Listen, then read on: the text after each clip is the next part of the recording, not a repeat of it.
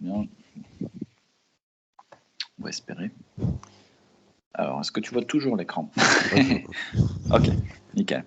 Bon, ben, on va commencer avec cet exo qui reprend un peu de tout. Comme ça, on va voir où tu en es, si tu es assez à l'aise. Après, on touchera un peu à tout ce qui est convergence et limite et tout ça. On en rediscutera, comme tu m'as dit que c'était pas simple. C'est bon pour toi? Ouais. Allez. Alors, on considère une suite UN. On nous donne le terme initial, U0 égale 10 000, et on nous dit que UN plus 1 égale 0,95. UN plus 200. Juste pour info, cette suite, elle est donnée de façon explicite ou de façon récurrente? Récurrente. Ouais. Hop, puisqu'ici, on a UN et UN plus 1. Alors, première chose, bon, on commence toujours, c'est à peu près toujours comme ça, le début des exos. Calculer U1 et vérifier que U2 égale tal, tal, tal. Alors, comment est-ce qu'on calcule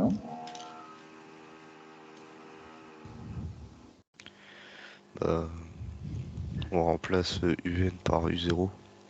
Ouais, exactement. On met 10 000. Ouais, donc U1 égale 0,95 fois U0 plus 200. Et on a dit U0 c'est 10 000. Donc ça c'est égal à 0,95. Non, 0,95 fois 10 000 plus 200. Combien ça fait ça? Si on fait 0,95 fois 10 000.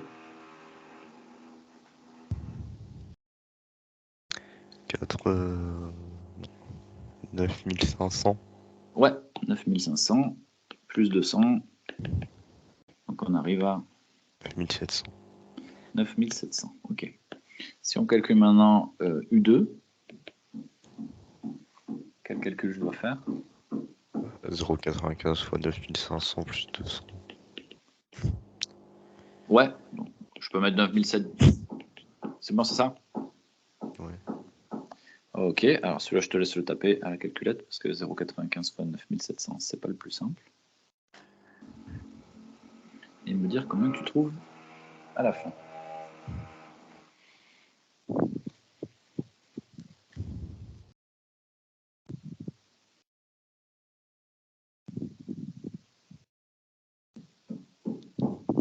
« 9415.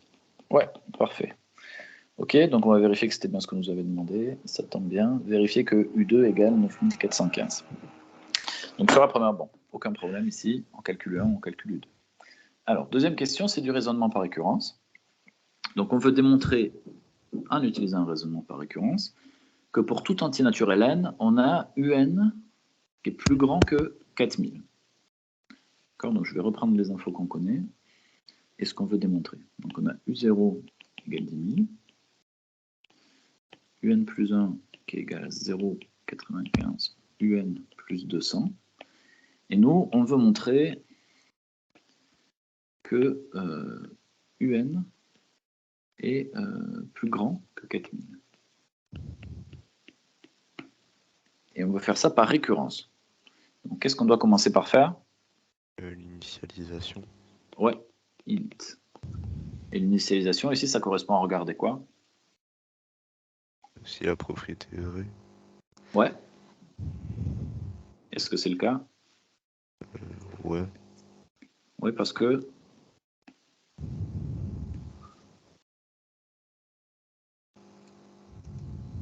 Alors, l'initialisation, c'est la propriété vraie. À quel rang? À partir du rang UN. Non. Pourquoi ça U0. s'appelle initialisation? U0. Ouais. Voilà. Il faut vérifier que c'est vrai pour U0. Est-ce que c'est vrai pour U0, pour le rang le plus petit, donc le rang 0, que UN est plus grand que 4000?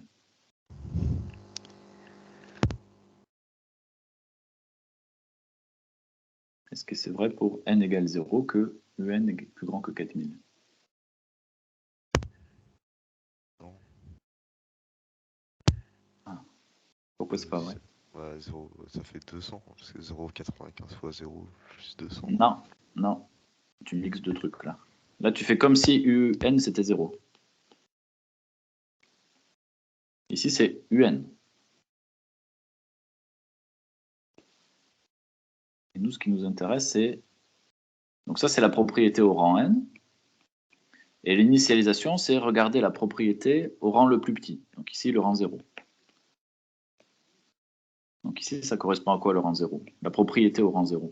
Si je reprends cette propriété-là, mais que je mets le rang 0, c'est quoi la propriété?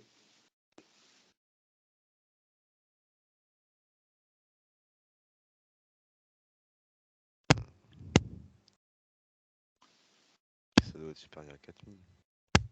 C'est quoi qui doit être supérieur à 4000? 0. Vas-y, redis-moi juste parce que ça coupe. Le rang 0. C'est quoi le rang 0? Supérieur à 4000. Ça veut dire quoi? Premier terme de la suite. Voilà, ok. D'accord, donc si on prend ça, ça c'est la propriété au rang n. Dès qu'on veut un rang différent, qu'est-ce qu'on fait? On change n. Donc s'il y avait des n qui apparaissaient ici, ben on changerait n aussi. Si je veux le rang 0, ce que je dois montrer, c'est ça. Donc est-ce que U0 est plus grand que 4000? Ouais. Ouais, parce que U0 c'est 10 000. D'accord? Si la suite commençait à U1, on regarderait le rang 1, et donc on regarderait si U1 est plus grand que 4000. L'initialisation, puisque là on veut montrer cette chose-là pour tout n entier, donc appartenant aux entiers naturels, l'initialisation c'est juste prendre le plus petit des entiers naturels. Donc, puisqu'ici on est appartient à n. Si c'était n plus grand que 3 par exemple, on prendrait la plus petite valeur de n pour l'initialisation. Donc ici ça serait 3. Donc ici en fait ce qu'on est en train de regarder c'est n égale 0. Et pour n égale 0, eh ben, c'est toujours trivial, hein, ça se fait tout de suite, puisque U0 égale 10 000, et 10 000 c'est bien plus grand que 4000. Ça va? Ouais. D'accord? Donc tu prends ta propriété, ça tu te dis c'est la propriété au rang n, l'initialisation c'est la propriété pour le n le plus petit pour lequel on veut montrer les choses. Donc ici on veut montrer pour tout n, donc c'est n égale 0. P0 ça correspond à quoi? À U0 plus grand que 4000. Est-ce que U0 est plus grand que 4000? Oui. Et quand on le fait mathématiquement, on le vérifie dans le bon ordre, hein, on n'écrit pas direct ça, puisque ça c'est ce qu'on veut montrer, donc si on l'écrit tout de suite c'est qu'on ne l'a pas montré. On écrit que U0 c'est 10 000 et que 10 000 est plus grand que 4000. Et donc là j'ai bien U0 plus grand que 4000. Alors ça c'était la première étape. La deuxième étape, c'est quoi?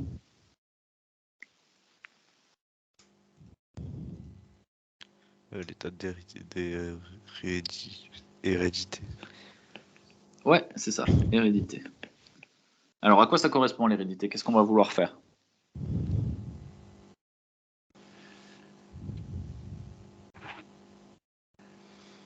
On doit voir que UN est vrai. On Alors, doit vérifier que UN est vrai. Et que UN plus 1 aussi. alors, voilà. C'est un lien entre UN et n plus 1. On ne va pas vérifier que UN est vrai, parce qu'en fait, on ne le sait pas. Par contre, on va partir du fait... Donc, ce qu'on veut faire ici, c'est si la propriété au rang n est vraie, alors elle est vraie au rang n plus 1.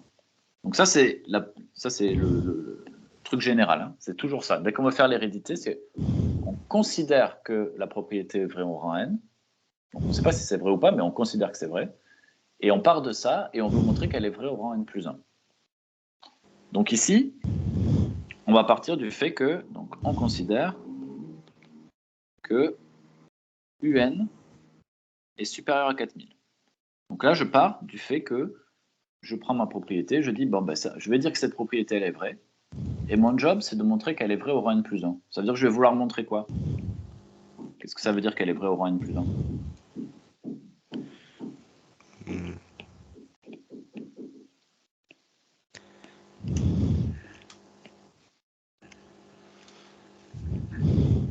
Qu'est-ce que je vais devoir montrer?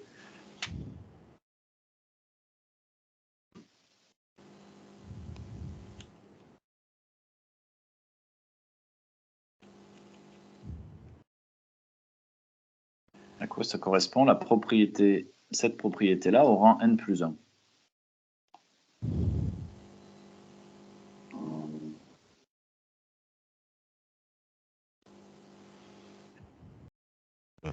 Ça doit être la suite de la suite. Ça doit être le prochain terme. Ouais. Et comment je vais écrire cette propriété-là au rang n plus 1? UN plus 1. Ouais, et UN plus 1, et après? UN plus 2. Non, mais qu'est-ce que la propriété? Parce que je veux cette propriété-là écrite au rang N plus 1.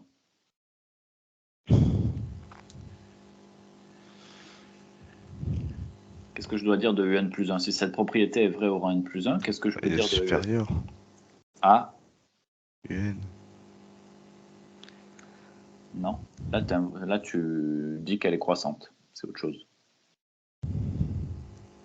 Cette propriété, elle dit, si je suis au rang N, alors je sais que UN est plus grand que 4000. Elle est supérieure à 4000. Voilà. OK. Donc, ce qu'on doit montrer ici, c'est que UN plus 1 est supérieur à 4000. Oh, D'accord, donc ça, c'était si simple que ça. Oui, oui, oui. Il n'y a rien de compliqué en soi. Hein. C'est juste qu'il faut bien avoir les étapes en tête. D'accord. En fait, ce qu'il faut garder en tête, c'est toujours cette propriété-là. Parce que c'est ça qu'on veut montrer. On garde ça en tête et elle est toujours écrite au rang N. Et en fait, nous, notre job, c'est montrer déjà qu'elle est vraie au premier rang. Donc le rang 0, le rang 1, ça dépend de la suite qu'on est en train de regarder. Ici, le premier rang, c'est 0. Donc, qu'est-ce qu'on fait? On remplace tous les N qui apparaissent dans la propriété par des zéros. Donc ici, si je remplace par 0, il n'y en a qu'un seul. Donc je dois montrer, c'est important, je dois montrer que U0 est plus grand que 4000. Et dans la deuxième partie, on prend la même idée. On a la propriété au rang N, et on veut montrer que si celle-là est vraie, alors la même propriété, elle est vraie au rang N plus 1. La propriété, elle ne change pas, il n'y a que le rang qui change, donc il n'y a que N qui devient N plus 1. OK? Ok. Donc, ce qu'il faut garder en tête, c'est ce morceau-là, avec partout où il y a du N, il faut te dire, ben ça va changer si le rang change. Donc ça devient 0 ou 1 pour l'initialisation, et ensuite, ça doit passer à N plus 1. Donc ici, on veut montrer ça. Et nous, on part de ça. Qu'est-ce qu'on peut faire pour passer de là à là? Ou qu'est-ce qu'on va utiliser pour passer de là à là? L'hérédité. Alors, qu'est-ce que tu appelles l'hérédité?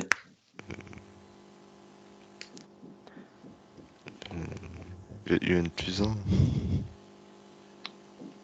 Ouais, et comment tu vas passer de UN supérieur à 4000 à UN plus 1 supérieur à 4000? Qu'est-ce que tu peux utiliser pour passer de UN à UN plus 1? Dans les choses que tu connais de la suite.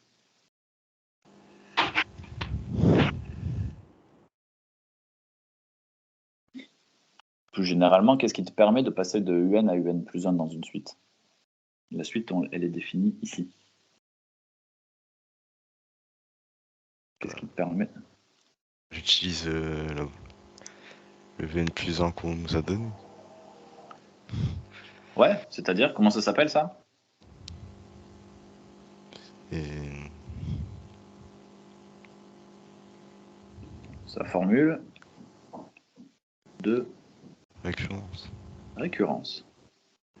Formule de récurrence, elle te permet de passer d'un terme au terme suivant. Par exemple, de UN à UN plus 1. Donc on va vouloir utiliser ça pour passer de UN supérieur à 4000 à UN plus 1 supérieur à 4000. Comment je fais pour passer de ça à la toute fin? En fait, moi, je veux arriver ici à UN plus 1 supérieur à 4000.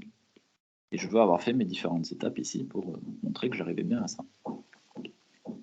Comment je peux utiliser ce truc-là?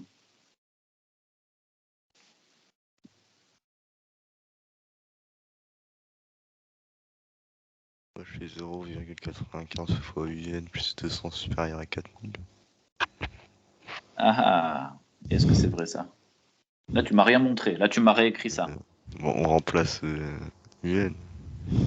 Ok. Donc, on va le faire étape par étape, d'accord? Pour pas faire de bêtises.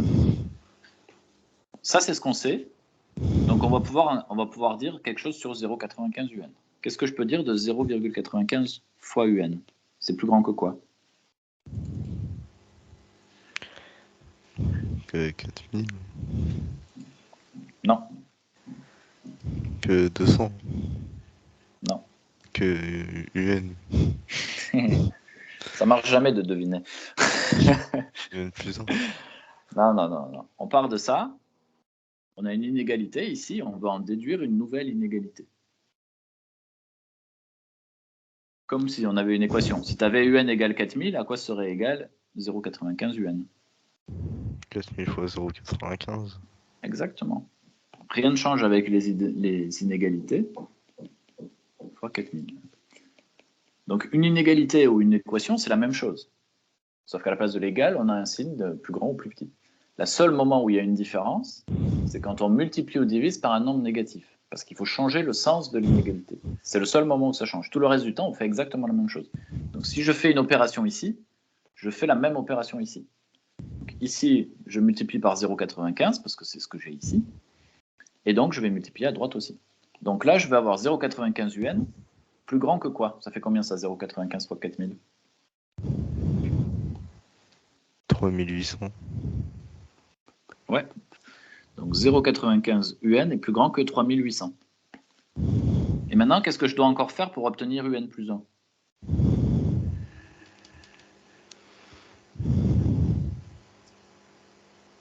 J'ai 0,95 UN. Donc j'ai ce morceau-là. Qu'est-ce qui me manque encore pour faire UN plus 1? Le 200. Ouais, exactement. Donc qu'est-ce que je vais faire?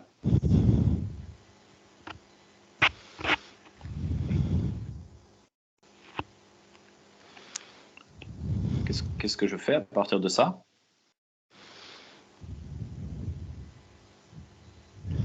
On fait plus 200.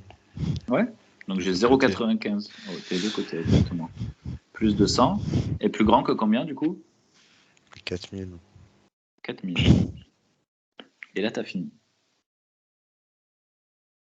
Hop. Tout ça, c'est des équivalences. Du coup, 0,95 fois 4000 plus 200, ça fait 4000 tout pile. Je viens de faire le calcul. Ah oui, tu veux dire là par rapport à lui. Oui, tout à fait. Ouais. Oui, on aurait pu le faire direct, hein, mais c'est juste qu'il ne faut pas oublier, j'aurais pu mettre le plus 200 ici, plus 200 ici. Je voulais juste le faire étape par étape parce que c'est comment on construit UN plus 1 à partir de UN. Ici, on a une contrainte sur UN, donc on a une contrainte sur lui. Donc on va en déduire une contrainte sur 0,95 UN et puis sur 0,95 plus 200. Mais en effet, tu peux le faire direct aussi. Ce qui est important, c'est que tu passes de ce que tu as supposé vrai à ce que tu veux montrer vrai en utilisant la formule de récurrence. Donc attention, parce que bon, dans ce cas-là, ça tombe pile poil. Mais si j'avais eu, par exemple, un calcul un peu différent, si je mets plus 300, par exemple, ici, à la place de plus 200, j'avais plus 300 ici, j'avais 4100 ici. D'accord? J'aurais pu montrer ça, par exemple. Et si je montrais ça, ben ça, c'était vrai aussi. Parce que si c'est plus grand que 4100, c'est plus grand que 4000. D'accord? Donc fais attention, ce n'est pas toujours directement le bon chiffre qu'on va avoir ici. Il faut quand même, de temps en temps, il faut réfléchir un peu plus. Juste pour te dire, n'essaie pas d'aller directement à ce que tu veux montrer, mais prends le temps de faire les choses correctement. Donc on part de la propriété qu'on veut, qu'on suppose vraie, on regarde la propriété qu'on veut montrer, on regarde comment on passe de l'un à l'autre, et là c'est à peu près 90% du temps, ça va être simplement utiliser la formule de récurrence, et l'utiliser sur la propriété qu'on a.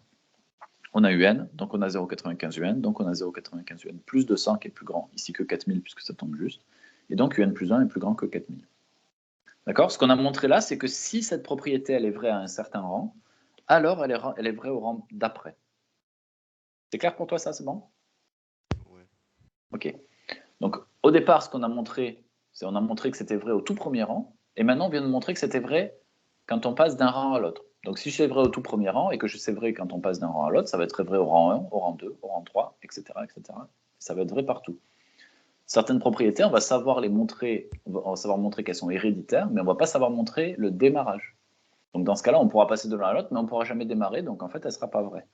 C'est important d'avoir les deux caractéristiques. Et donc 3, qu'est-ce qu'on peut faire? Une fois qu'on a fait l'initialisation et l'hérédité,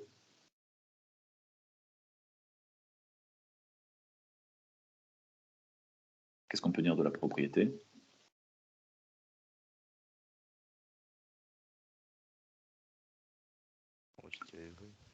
Ouais, tout simplement, hein, on peut conclure. En conclusion, la propriété, donc là on reprend, c'est toujours la même phrase ici, hein, la propriété est vraie au rang 0, alors 0 ou 1, ou ça dépend, hein, ton premier rang, est vrai au rang 0 et est héréditaire. D'accord? Donc, elle est vraie pour tout n, ici, appartenant aux entiers naturels, puisqu'on commence à 0. D'accord? Ça, c'est toujours la même chose, hein, il n'y a pas de différence. La conclusion, c'est juste une phrase. Hein. On dit qu'elle est vraie au rang 0, qu'elle est héréditaire, donc elle est vraie pour tous les n qu'on était en train de regarder. Donc, si ici j'avais le rang 1, ici on mettrait n supérieur ou égal à 1. Ça va, ça c'est bon? Ouais? Ok, donc toujours la même chose, on part de cette propriété, on regarde ce qu'elle est pour le tout premier rang, et ensuite on considère qu'elle est vraie au rang n, et on essaie de montrer le rang n plus 1. Et ça nous permet de montrer que, quel que soit l'entier naturel n, cette suite qui est définie comme ça, là, elle est toujours plus grande que 4000. Petit b, on admet que la suite un est décroissante, et tu dois justifier qu'elle converge. Pourquoi est-ce qu'elle converge?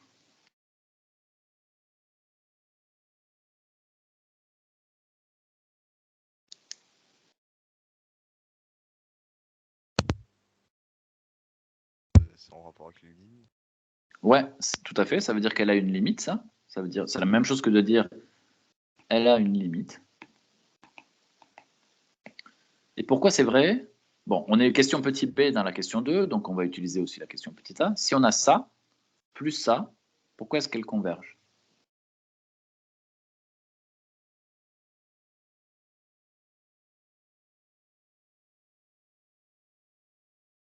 Parce qu'elle est décroissante. Ça suffit pas, parce qu'elle pourrait décroître et descendre jusqu'à moins l'infini. Parce que sa limite, elle converge. C'est ce que tu dois me prouver. Ça, c'est le truc que tu m'as dit hier, là. Monotonie et convergence. Donc ici, on a deux informations. Je vais mettre un petit b. On a deux informations. On a un plus grand que 4000 et un est décroissante. Pourquoi ces deux informations? Qu'est-ce qui te permet de dire avec ces deux informations que un converge?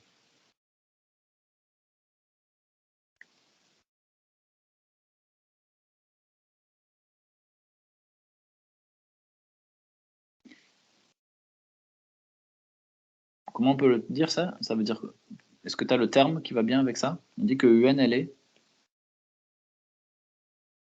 si elle est toujours plus grande qu'une valeur. Supérieur. Ouais. Minoré. Tu l'as vu ce terme en cours? Minoré ici par 4000. Donc minoré, ça veut dire qu'il y a une valeur pour laquelle la suite, elle est toujours au-dessus de cette valeur-là. Donc elle est minorée ici par 4000. C'est ça que ça dit. Majoré, c'est en dessous. Majoré, c'est au-dessus, ouais, c'est ça, au-dessus. Quand majoré, tu as la valeur qui est là, ça c'est un majorant, et la suite, elle va être en dessous. Minoré, on est dans l'autre cas. Là, on a 4000 par exemple, et on sait que tous les termes de la suite, ils sont au-dessus de 4000. Donc minoré, majoré par au-dessus. Donc minoré par en dessous, majoré par au-dessus. Et elle est décroissante. Donc là, tu as un théorème dans ton cours qui dit la suite un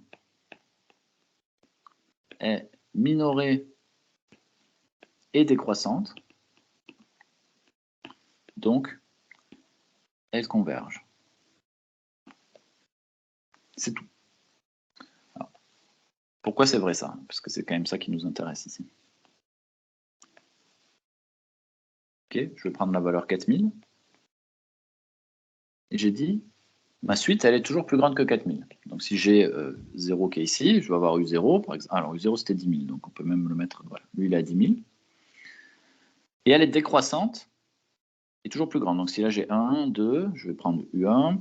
On les a calculés tout à l'heure, hein, je ne sais pas exactement où est-ce qu'ils vont être, mais tu peux imaginer, d'accord? On a U0, U1, U2, etc. La suite est décroissante, donc le terme d'après il est toujours plus petit que le terme d'avant, donc je vais décroître, mais par contre je suis toujours plus grand que 4000. Donc tu vois que si ça fait ça, alors on converge. La seule chose que tu peux dire là, c'est que tu converges. Pourquoi tu ne peux pas dire qu'elle converge vers 4000? Parce que elle pourrait faire ça. elle pourrait descendre. On a montré qu'elle était minorée par 4000. Mais peut-être qu'en fait, elle est aussi minorée par 4200.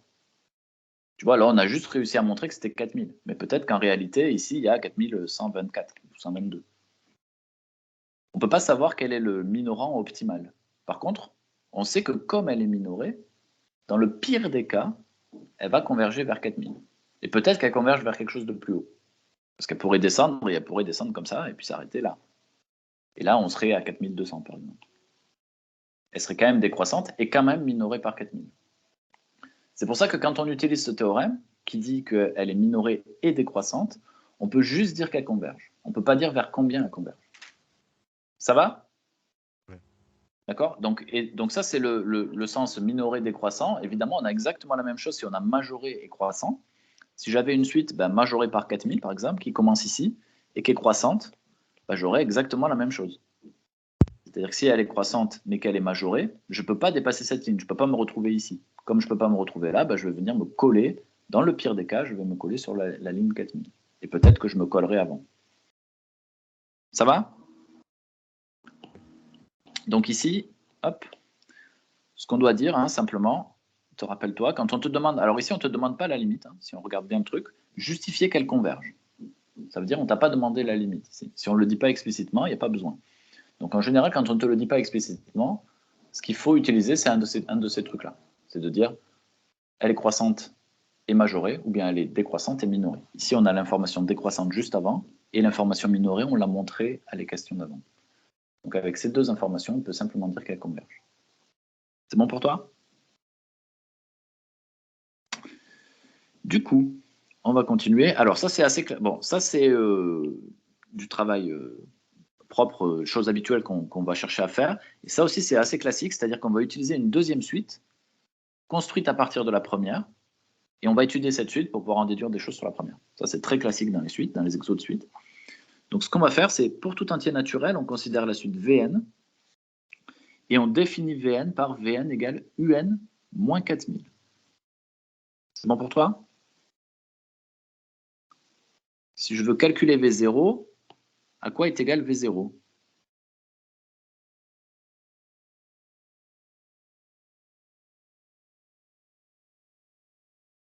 T'es toujours là? Parce que j'entends plus rien. Ouais. Ah ouais, ok. Donc, comment est-ce que je peux calculer V0? On fait UN-4000. On fait quoi? Vas-y, dis-moi exactement. Dis-moi bien. 4000. Ouais. Tu m'as dit UN. 0, ça fait 6000, tout à fait. D'accord? Donc ici, pas de problème, on utilise la définition de Vn. Vn, c'est Un-4000, donc V0, c'est U0-4000, donc c'est 6000. Deuxième chose, on veut montrer que la suite Vn est géométrique de raison égale à ça. Comment est-ce que je peux montrer que la suite Vn est géométrique?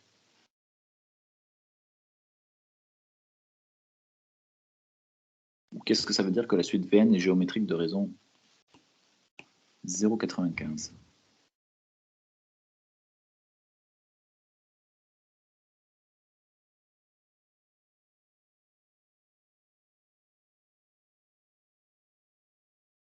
que tu te rappelles ce que ça veut dire, ça? Être géométrique de raison 0,95. Ça veut dire qu'on a quoi comme formule de récurrence pour Vn?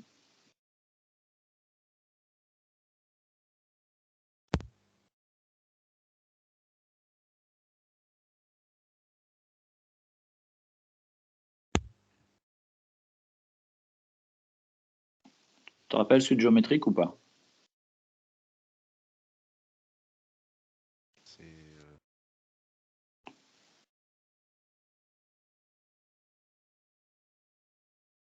On a les deux suites là, arithmétique et géométrique. Qu'est-ce qu'on fait quand on fait une suite géométrique? Multiplication. Ouais, entre chaque terme, on multiplie toujours par la même chose, et cette même chose, on l'appelle la raison. Donc ici, ça veut dire qu'entre chaque terme, on multiplie par 0,95. Comment je peux écrire ça? Ça veut dire que Vn plus 1, c'est égal à quoi par rapport à Vn? 0,95. Ouais, fois Vn. D'accord? Ce que j'ai écrit là, ça c'est la formule de récurrence d'une suite géométrique de raison 0,95 entre n'importe quel terme qui se suive, deux termes qui se suivent, on a multiplié par 0,95. Donc ici, on veut montrer que ça, c'est vrai. D'accord? On veut démontrer que la suite est géométrique. Donc si on arrive à montrer ça, alors on a gagné. Comment est-ce qu'on va pouvoir montrer ça? On dit que c'est géométrique, c'est toujours comme ça. Oui. C'est le principe d'une suite géométrique. Non, là, tu le réfléchis à l'envers. Là, tu es en train de me dire, bah oui, comme c'est une suite géométrique, ça va être écrit comme ça. Sauf que tu dois démontrer que c'est une suite géométrique. Donc tu dois démontrer que cette égalité, elle est vraie. Pourquoi cette égalité, elle est vraie? Pour cette suite qui a été définie comme ça. C'est ça qui est important, ici. Si pour cette suite Vn, tu arrives à montrer ça, alors tu auras démontré que c'est une suite géométrique. Parce que là, on est parti du bout. On a pris la formule d'une suite géométrique, on a dit, bah, c'est ça qu'on doit trouver. Mais c'est ça qu'on doit trouver, donc il faut montrer que c'est vrai. Comment est-ce que tu peux montrer que cette égalité-là, elle est vraie? Connaissant ta suite Vn.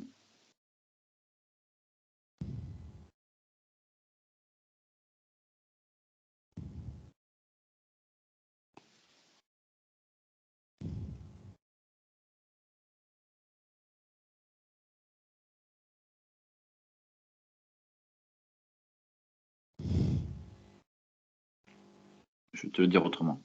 Donc ma suite Vn, elle est définie ici, là. Je vais le souligner en jaune. Elle est définie comme ça. C'est la seule chose qu'on sait sur la suite Vn. Et on connaît V0. Comment, avec cette seule chose qu'on connaît sur la suite Vn, tu peux me donner la formule de récurrence de Vn, de la suite Vn? Autrement dit, la formule qui relie Vn plus 1 à Vn. Vn moins 4000 fois 0,95. Pourquoi? Parce que... Là, tu pars de la conclusion. Là. Tu pars pas de ce que tu sais. Là. Tu pars d'un truc en disant, tu es en train de me dire, je sais qu'elle est géométrique, donc ça va être ça fois 0,95. Sauf que tu sais pas qu'elle est géométrique. Donc il faut que tu pars de ce que tu sais. Mais si tu me demandes, c'est que c'est géométrique.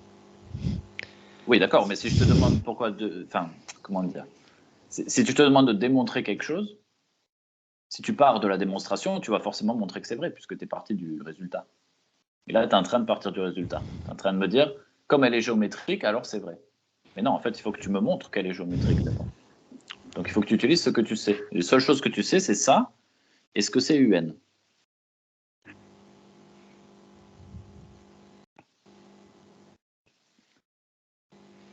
ne faut pas que tu partes du fait qu'elle est géométrique, puisque tu n'en sais rien.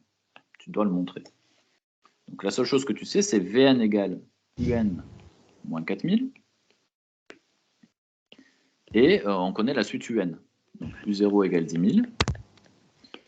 UN plus 1 égale 0,95 UN plus 200. Et là, on a V0. On connaît V0 puisqu'on l'a calculé. Hop. V0 égale 6 000. Donc tu sais que ces deux choses-là, et avec ça, tu dois conclure à la fin, Vn plus 1 égale 0,95 Vn.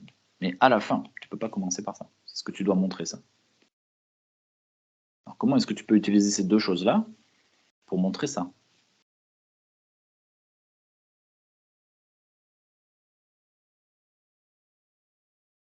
Autrement dit, à quoi est égal Vn plus 1? Qui va faire qu'à la fin, tu vas pouvoir dire, bah c'est égal à ça en fait.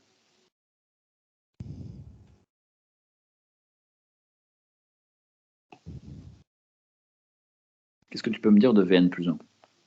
On va le faire comme ça. C'est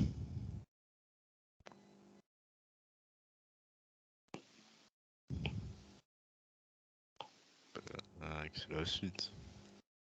C'est la suite. C'est le terme suivant. Ouais, mais il est égal à quoi? Avec les informations que tu as là, qu'est-ce que tu peux il y a une seule chose que tu peux me dire sur Vn plus 1. C'est égal à quoi?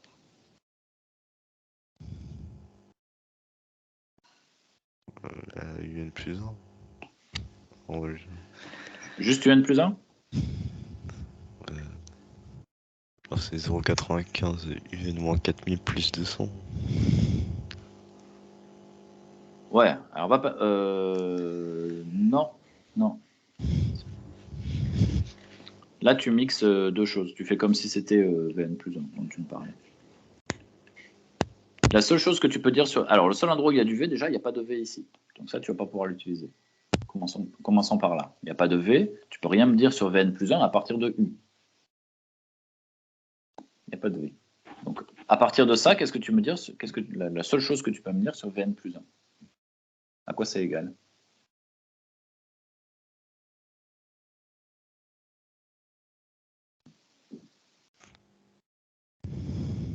Sachant que Vn égale Un moins 4000. À quoi est égal Vn plus 1? Vn moins 4000 fois 0,95. Non, tu l'inventes le 0,95. Il est barré là, il apparaît même plus sur les photos. Hop, il n'y a rien. Y a rien. Ça c'est la conclusion, donc tu ne peux pas l'utiliser non plus, puisque c'est la conclusion. Voilà. Tu as juste ces deux lignes-là, et tu dois me dire quelque chose sur Vn plus 1.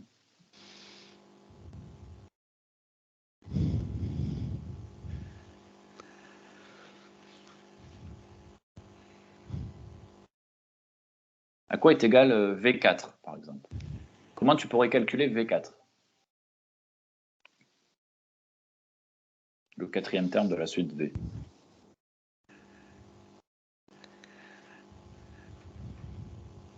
Avec ce que tu sais là-haut, comment tu ferais pour calculer V4?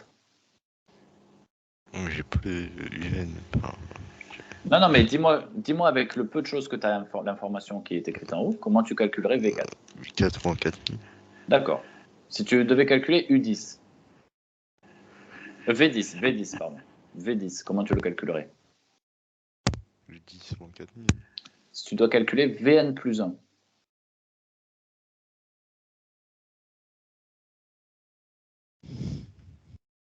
UN plus 1 moins 4000. Exactement.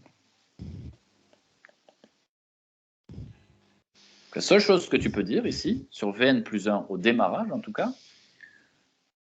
c'est à partir d'ici, puisque c'est la seule chose que tu sais être vrai sur Vn. Donc si c'est vrai sur Vn, c'est vrai sur Vn plus 1. Et la seule chose que j'ai à faire, c'est rajouter un plus 1 ici. Maintenant que tu as écrit ça, on peut faire des choses. Pourquoi on peut faire des choses? Parce qu'on sait des choses sur Un plus 1. À quoi c'est égal Un plus 1? 0,95 UN plus 200. Exactement. 0,95 UN plus 200. Moins 4000. On est d'accord? C'est bon? Ouais. Allez, on va y arriver comme ça. Hop, Vn plus 1. Ok, faisons ce petit calcul ici. Ça fait moins 3008. C'est bon? Ouais. Ok. Et je te rappelle ce qu'on veut montrer. C'est 3800. Oui. Et on veut, à la fin, nous, on veut arriver à ça. Donc là, on a réussi à montrer ça avec ce qu'on savait. Pourquoi est-ce que quand j'écris ça, je vais pouvoir dire que ça, c'est vrai? Autrement dit, pourquoi Vn fois 0,95 est égal à ça?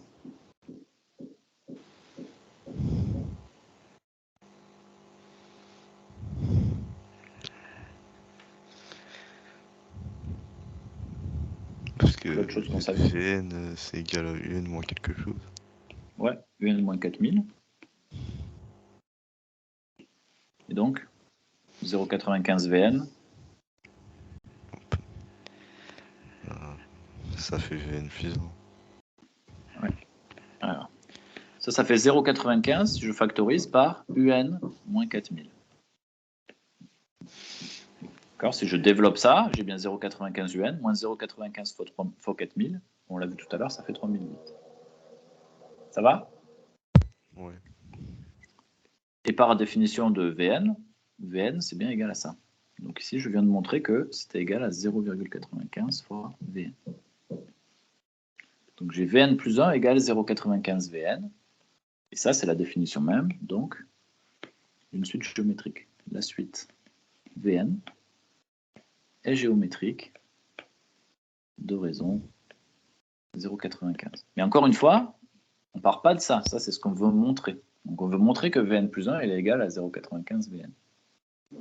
Donc quand on fait les choses, nous on part de ce qu'on sait de Vn plus 1, ce qu'on peut dire sur Vn plus 1, et ensuite on essaie de voir ce qu'on peut faire. Et là, à part changer Un plus 1 parce qu'on le connaît, on va faire ça, et puis on va voir si on y arrive. Alors je vais juste le réécrire d'une façon un peu plus claire. On a Vn qui est égal à Un moins 4000. Donc on en déduit que Vn plus 1 est égal à Un plus 1 plus 4000, moins 4000. Pardon. Ok. On a donc Vn plus 1 qui est égal à 0,95 fois Un plus ou moins 200. Je ne sais plus. Plus 200. Plus 200 moins 4000. Et à la fin, on veut Vn plus 1 égale 0,95 fois Vn. Donc ça, c'est ce à quoi on veut arriver. Et donc si on remonte ce fil-là, parce que ça va nous aider un peu, on va remplacer Vn par ce qu'on connaît. Donc on a 0,95 fois Un moins 4000. Et ça fait 0,95 Un moins 3800. Et là, on a Vn plus 1. Et donc quand on fait ce petit calcul ici, on s'aperçoit qu'on a Vn plus 1 égale 0,95 Un, c'est le calcul qu'on a fait juste avant, moins 3800. Donc ces deux choses-là, elles sont égales. Ouais. Donc ce à quoi tu dois faire attention, c'est que le truc final, tu dois y arriver, mais tu ne peux pas démarrer de lui. Parce que si tu démarres de lui, ça veut dire que tu considères que c'est juste. Là, ce que je fais, c'est que je pars de ce que je sais, je le transforme en Vn plus 1, parce que moi j'ai besoin d'avoir un Vn plus 1 à gauche, ici. Ensuite, je transforme ce que je peux transformer, donc Un plus 1. J'arrive à un certain truc, qui est ce truc-là. Donc soit je m'aperçois que je peux factoriser par 0,95 et ça va très vite, soit je regarde ce que je veux obtenir. Je veux obtenir ça, ok. Mais dans ce que je veux obtenir, si je garde Vn plus 1 à gauche, je peux changer Vn en Un moins 4000. Et quand je change Un moins 4000, je m'aperçois qu'en fait, ce que j'ai, c'est déjà ce que j'ai besoin. Ce que j'avais trouvé ici. Donc ça veut dire que ce truc ici, c'est égal à ça, et donc c'est égal à ça. Ça va? Ou pas? Je t'ai pas entendu. Ça va, Ok. D'accord, donc toujours, garde en tête ce que tu sais. Ici, on savait que 4 choses, ces 4 choses-là. Regarde ce que tu veux obtenir, mais ne l'utilise pas, parce que c'est ça que tu veux arriver à ça. Donc tu ne peux pas utiliser la conclusion. Donc une fois qu'on a fait ça, on a montré que Vn plus 1 égale 0,95 Vn, définition même de la suite géométrique, on passe d'un terme à l'autre en multipliant par toujours la même chose, toujours le même réel. Ici, ce réel, c'est 0,95 et c'est lui qu'on appelle la raison. Donc ça, on est bon. Alors, on veut en déduire pour tout entier naturel n que Un égale 4000 plus 6000 fois 0,95 exposant n. Comment, en utilisant ce qu'on sait avant, là, on va pouvoir faire ça?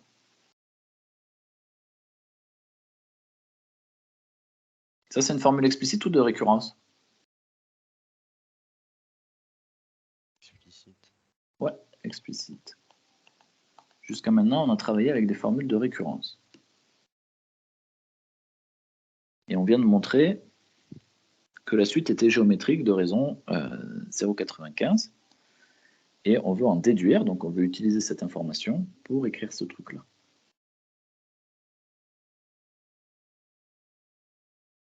Est-ce qu'il y a quelque chose là-dedans qui te parle? 0,95. Ouais, on a le 0,95 ici. On a un autre nombre aussi qu'on a déjà vu. 4000. Alors, il y a 4000, ouais. Alors, 0,95, c'est la raison de la suite Vn. Qu'est-ce qu'on sait d'autre de la suite Vn? 0 et 6, ça fait 6. Ouais, 6000. Et en effet, on a déjà vu 4000. 4000, il traînait ici. Et on le retrouve ici. Donc, avec toutes ces informations-là, comment est-ce que tu peux me montrer que Un égale 4000 plus 6000 fois 0,95 exposant n?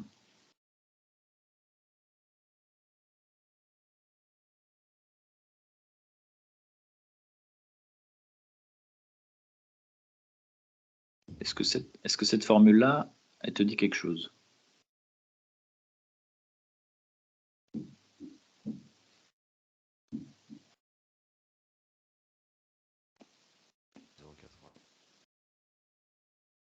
Ouais, elle sort d'où cette formule explicite? C'est la formule. Vas-y, redis-moi. La question. Ouais, et elle représente quoi? C'est la formule explicite qui te donne quoi, ça? N plus 1. Non. Alors, essayons de repartir dans l'autre sens. Une fois que tu sais ça, donc on sait que la suite Vn, c'est une suite géométrique de raison 0,95 et avec V0 égale 6000. Est-ce que tu te rappelles comment on peut donner la formule explicite de la suite Vn? Donc là, avec ce qu'on sait du cours, si notre suite elle est géométrique de raison 0,95 et de terme initial 6000, on peut dire Vn égale, et là on a une formule explicite.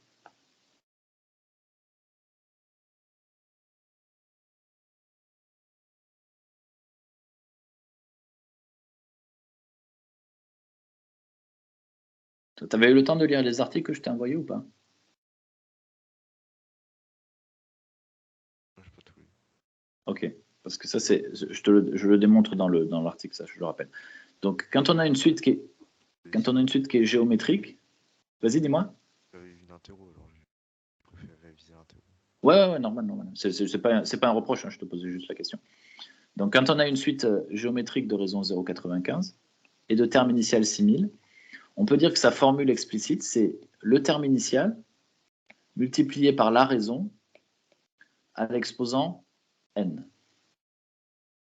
Donc ça, c'est ce qu'on peut déduire du fait que la suite Vn est une suite géométrique. La raison, elle est toute simple. Hein. C'est que si on a V0 qui est égal à 6000, on a V1 qui est égal à 6000 fois 0,95, on a V2 qui est égal à 6, V2 qui est égal à 0,95 fois V1, et donc qui est égal à 6000 fois 0,95 au carré. V3, puis je m'arrête après, 0,95 fois V2, donc qui est égal à 0,95, 6000 fois 0,95 exposant 3, etc., etc. Tu le vois là, c'est bon?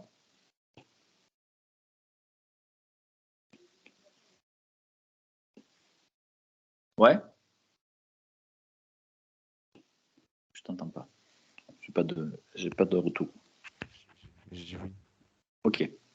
Donc dès qu'on a une suite géométrique, qu'on connaît le terme initial, à chaque fois on va multiplier par 0,95 entre chacun des termes. Donc pour passer au premier, on va avoir multiplié le terme initial une fois par 0,95.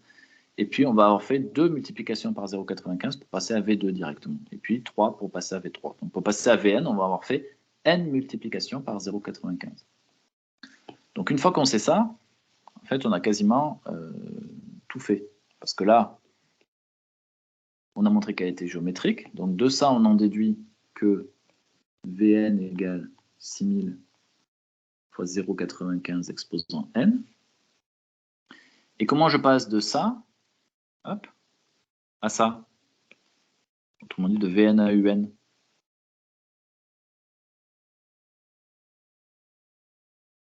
Plus 4000. Pourquoi? Ouais, c'est ça, mais pourquoi?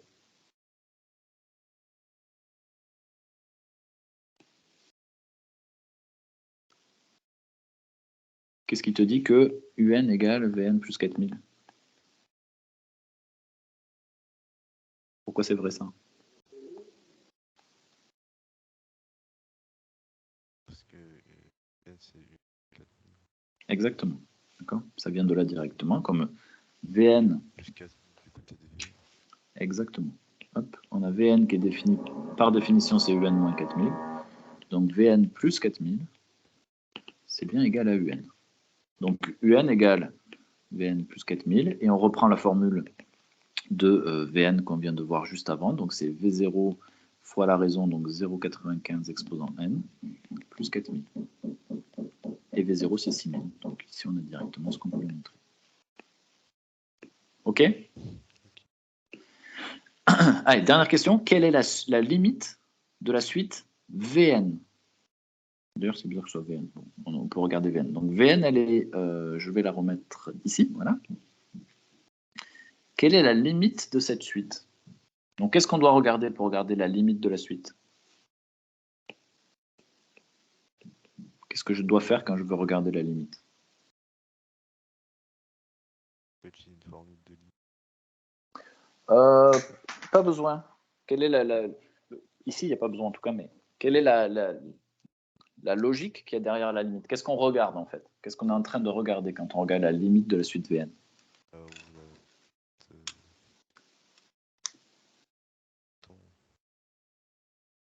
Vas-y, redis-moi. Là où la limite de la suite tombe. Ouais, c'est-à-dire qu'on doit regarder, on doit faire aller quelle valeur vers, enfin quel truc vers quelle valeur? C'est la limite quand quoi?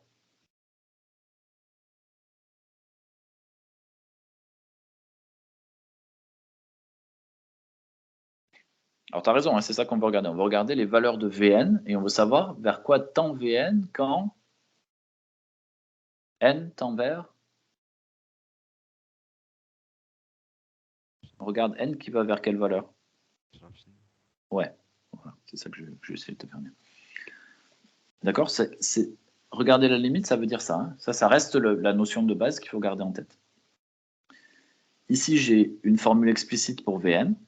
Quand j'ai une formule explicite et que je veux faire tendre n vers l'infini, je regarde ce qui se passe quand n devient très très grand. Qu'est-ce qui va se passer ici quand n, qui apparaît que ici, devient très très grand?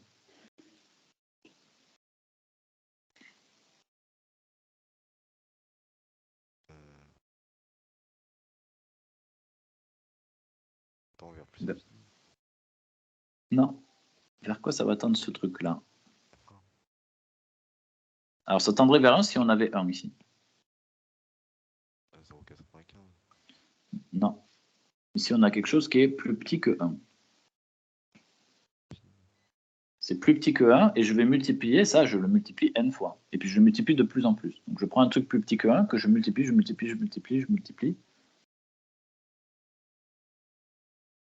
Par exemple, si j'avais un demi, je multiplie encore par un demi, multiplié par un demi. Donc à chaque fois, je prends la moitié. Et je le fais ça une infinité de fois. Ça tend vers 0, tout à fait. Donc ce morceau-là est tend vers 0. Et quand je multiplie 0 par 6000, je reste 0. D'accord? Donc les limites pour les suites géométriques, il faut regarder quelle est la raison. Si la raison vaut 1, c'est une suite constante. Donc ça ne va rien changer. 1 exposant n, ça fait 1. Donc en fait, elle vaut tout le temps la valeur initiale. Si c'est plus grand que 1 ici, on multiplie par quelque chose de plus grand que 1. Donc on grandit à chaque fois. Comme on grandit à chaque fois, on va tendre vers l'infini.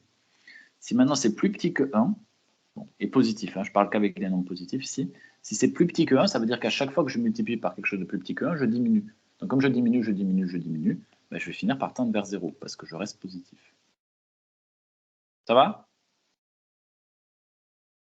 Donc ici, on a montré que la limite de Vn, c'était 0. Et du coup, la limite de Un, ça va être combien? D'après ce qu'on a vu juste avant. 0. Non. Un, elle est définie comme ça. C'est infini. Non, regarde bien, regarde bien. N'essaye pas de deviner.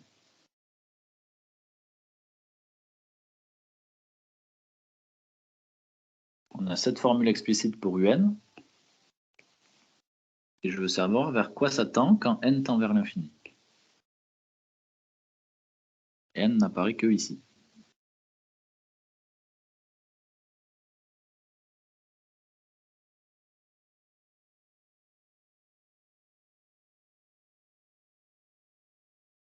Donc on a dit ce terme-là, il tend vers quoi? Vers 0. Vers 0. Donc 6000 fois ce terme-là, ça tend vers?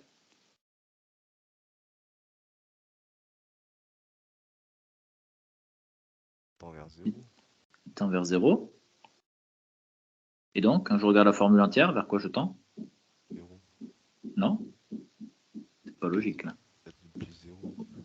Ouais, ça fait combien 4000 plus 0? 4000. Ça tend Eh vers ouais, 4000. Ça tend vers 4000. Ok? Donc ici, on regarde bien les termes et après, on fait les additions telles qu'on les fait habituellement. Si ça tend vers 0, 4000 plus 0, ça fait 0. Si j'avais 4000 plus l'infini, là, ça fait l'infini. Puisque si j'ai un très grand nombre et que je rajoute 4000, je reste toujours un très grand nombre. Ok, bon, parfait. On a eu le temps de voir pas mal de choses. C'est ce que je voulais. Donc, les limites, je ne vais pas refaire le truc de l'autre fois, juste la notion de convergence. Être convergent, ça veut dire qu'on tend vers une limite qui est finie, autrement dit vers un réel. Donc on a la limite de n tend vers l'infini qui est égale à un réel. C'est exactement ce qu'on a ici. Ça veut dire qu'on a une limite. Donc la suite est convergente ici. La suite Vn, elle était convergente vers 0. La suite Un, elle est convergente vers 4000. Si on tend vers l'infini ou qu'il n'y a pas de limite, parce que parfois il n'y a pas de limite, dans ces deux cas-là, on va dire qu'elle est divergente. Ça, on l'avait vu déjà un peu l'autre fois. Bon, toutes les opérations, c'est exactement ce qu'on vient de faire ici. Quand on multiplie, quand on divise, les limites entre elles, on regarde les limites de chacun des termes et puis on en déduit la limite finale. Juste attention, dès que c'est 0 et l'infini, je ne reviens pas sur ça, on l'a fait l'autre fois et je te l'avais mis dans l'email, donc comme ça, il faut juste faire attention à tout ça. Dans les calculs de limites, quand on veut chercher la limite d'un truc, si c'est une formule explicite, le plus simple, c'est de faire ce qu'on a fait là. C'est-à-dire, on regarde vers quoi tend n, enfin, quand n tend vers l'infini, vers quoi tendent les différents termes. Ça, c'est quand la formule elle est explicite. Si elle n'est pas explicite, on a plusieurs façons. Si on arrive à minorer ici, donc à avoir une nouvelle suite dont on connaît, donc on cherche la limite de la suite Un, et on connaît une suite Vn dont on sait qu'elle tend vers l'infini. Si Un est toujours plus grand que Vn et que Vn tend vers l'infini, Un va tendre vers l'infini. Donc ça, on n'aura pas le choix. Ça, c'est dans un moment où on ne va pas arriver directement à montrer que Un tend vers l'infini, mais par contre, on arrive à montrer qu'elle est plus grande que Un est plus grande qu'une autre suite qui tend vers l'infini. Donc là, on va pouvoir dire, dans ce cas-là, si ma suite Vn tend vers l'infini, alors Un tend aussi vers l'infini. Plus l'infini ici. Hein. Et même idée si c'est avec inférieur. Donc si j'arrive à montrer que Un est plus petite qu'une suite Vn, et que cette suite Vn tend vers moins l'infini, alors Un n'aura pas d'autre choix que de tendre vers moins l'infini. Ça va ces choses-là? Ouais. Ok. Bon, le théorème des gendarmes, c'est un peu la même idée, mais c'est juste qu'on encadre notre suite. Donc, on a une suite Vn ici, on cherche sa limite, mais on n'y arrive pas. Par contre, on sait qu'elle est encadrée par deux autres suites qui ont la même limite. Ouais, c'est ça qui est important. Donc, si celle-là tend vers... Les trois limites, elles tendent vers la même chose. Exactement, voilà. C'est-à-dire qu'il faut connaître les deux de l'extérieur. Si on sait que ça tend vers petit l, alors la suite qui est au milieu, elle n'a pas d'autre choix que de tendre aussi vers petit l. Donc ça, ça sur un truc comme ça, normalement, on ne te le demandera pas directement. On te demandera en fait, par exemple, de montrer que Vn est plus petite qu'un certain truc, par exemple 1 sur n plus 1. Si on te dit, montre que Vn est comprise entre 1 sur n et 1 sur n plus 1, ça va t'aider. Parce que même si tu ne connais pas Vn, enfin même si tu ne sais pas calculer la limite de Vn, celle-là tend vers 0, ça tend vers 0 aussi. Donc Vn va tendre vers 0. Donc il y aura toujours un guide. Hein, là, on t'amènera toujours à avoir un encadrement de ta suite, celle qui t'intéresse. On ne va pas te le demander directement. Voilà, ça c'était bon. Et alors, ça c'est ce qu'on a vu tout à l'heure. Parfois, on ne va pas te demander la limite, mais on va juste te demander montrer qu'elle est convergente. Donc là, dans 95% des cas, ce que tu vas faire, c'est montrer qu'elle est monotone, donc soit croissante, soit décroissante, mais pas les deux, et minorée ou majorée suivant le cas. Et grâce à ça, ce qu'on a vu tout à l'heure, grâce à ça, on arrive à montrer qu'elle est convergente. On sait qu'elle va converger, on ne sait pas vers quelle limite, mais on sait qu'elle va converger. Donc pour ça, on doit montrer qu'elle est monotone, c'est-à-dire soit décroissante, soit croissante. Ça, je te rappelle, on l'a vu l'autre fois, pour le faire, et on va le faire juste après, on va regarder Un plus 1 moins Un. Donc, avec ce qu'on sait de la suite, on regarde ce que ça vaut Un plus 1 moins Un. Si c'est positif, ça veut dire que Un plus 1 est plus grand, donc elle est croissante. Si c'est négatif, elle est décroissante. Donc, d'un côté, on montrera ça, et ensuite, on essaiera de montrer qu'elle est minorée ou majorée, suivant le cas. Donc, soit on montre que Un plus 1 est plus petit que Un, autrement dit, elle est décroissante, et que Un est plus grand que petit m, donc elle est décroissante et minorée. Donc là, elle n'a pas le choix, elle va être obligée de venir se coller. Alors, soit se coller ici, soit se coller plus haut, mais elle ne pourra pas dépasser cette valeur. Donc, elle va converger nécessairement. Soit dans l'autre cas, Un plus 1 est plus grand que Un, donc elle est croissant, mais on est majoré. Donc, on est croissant, majoré, là, on n'a pas le choix, on ne va pas pouvoir traverser le majorant et se retrouver au-dessus, donc elle va forcément converger aussi. Ça va? Ouais. Et il faut bien les deux informations. Il faut qu'elle soit à la fois croissante et majorée. Parce qu'une suite qui est majorée, elle peut tendre vers moins l'infini, tu vois, si elle est décroissante, par exemple. Alors, on va faire quelques calculs de limites et après, on reviendra sur un des gros exos. Là. Hop, on devrait avoir le temps. Essayons de regarder. Tac, tac, tac. Alors là, quelle fasse le plus ici. Alors, je vais plutôt faire ça d'abord. C'était ça que je voulais faire en premier. On va essayer de regarder si la suite est monotone. Donc ici, on veut savoir si la suite elle est croissante ou décroissante, ou si on ne peut pas dire si elle est ni l'un ni l'autre. Ici, la suite, c'est n-1 sur n plus 1. Et on veut savoir si cette suite, définie comme ça, explicitement, elle est monotone.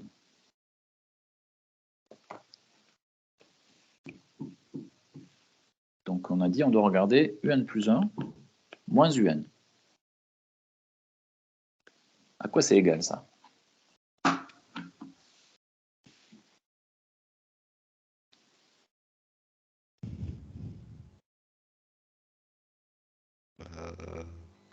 À UN. Pourquoi?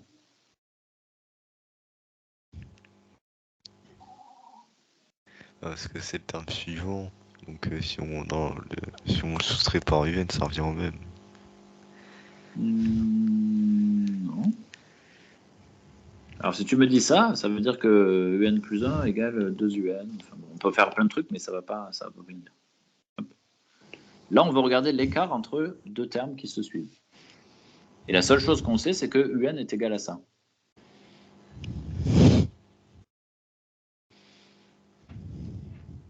Si un est égal à ça, à quoi est égal un plus 1?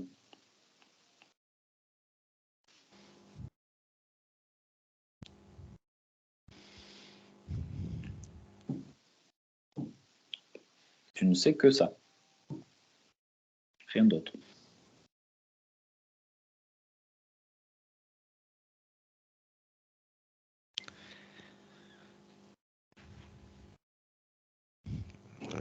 N plus 1, c'est N plus 1.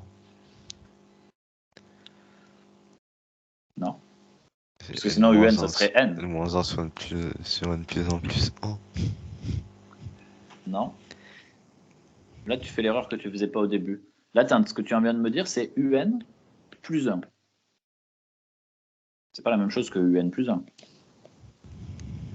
Ouais.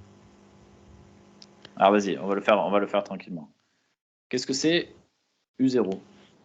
Comment tu calcules U0?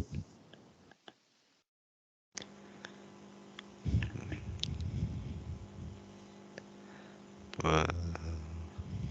Avec ce qu'on a. Ouais, avec la formule bleue.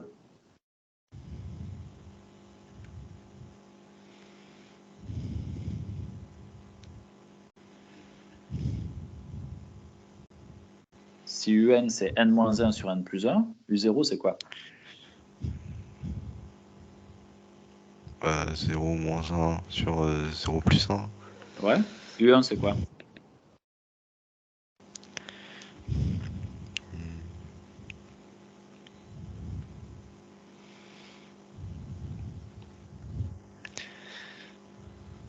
Euh, 1 moins 1 sur 1 plus 1. Ouais. U2? 2 moins 1 sur 2 plus 1. Un plus 1?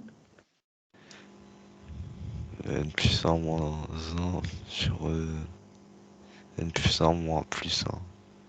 Exactement. Ok. Donc n'oublie pas, il faut toujours s'en tenir à ce qu'on sait. Et ici, on sait très peu de choses, on sait juste ce qui est écrit en bleu. Par contre, de ce qui est écrit en bleu, je peux simplement en déduire ça. D'accord? Puisqu'ici, encore une fois, ça c'est l'indice, ça c'est un entier.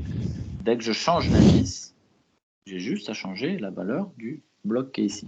Donc ici, quand on voit ça, c'est comme si j'avais un carré ici, où je vais pouvoir mettre mon rang, et mon rang, il va apparaître ici, il va apparaître ici. Si mon rang, il s'appelle n plus 1, j'ai bien eu n plus 1 qui est égal à n plus 1 moins 1 sur n plus 1 plus 1. Ça va? D'accord? C'est ça qu'il faut que tu gardes en tête ici. Hein. Dès que tu as une formule comme ça c'est un carré pour mettre le... Quand on l'appelle n, c'est parce qu'on fait des maths, mais on pourrait mettre un carré comme ça, et dire, bah, dans ce carré-là, je vais mettre le rang. Donc ici, c'est mon indice. Par contre, ici, c'est là où je vais le calculer, donc c'est un entier. Donc ici, c'est un indice. Par contre, là, c'est un calcul. Donc qu'est-ce que ça fait n plus 1 moins 1? Ça. À quoi c'est égal n plus 1 moins 1? À N. À n. Et n plus 1 plus 1? N plus 2. Ok. Donc maintenant qu'on sait ça, à quoi c'est égal un plus 1 moins un?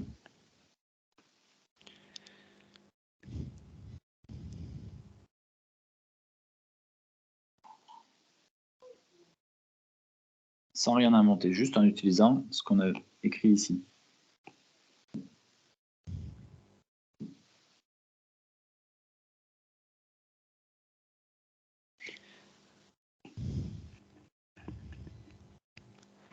N sur N plus 2, moins N moins 1 sur N plus 1.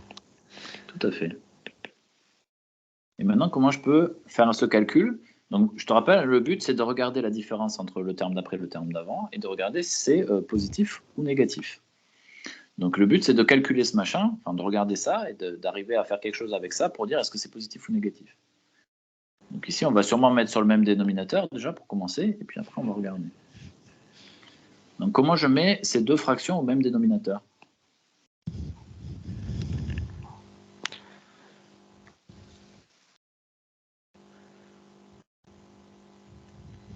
Je fais N plus 1 à droite.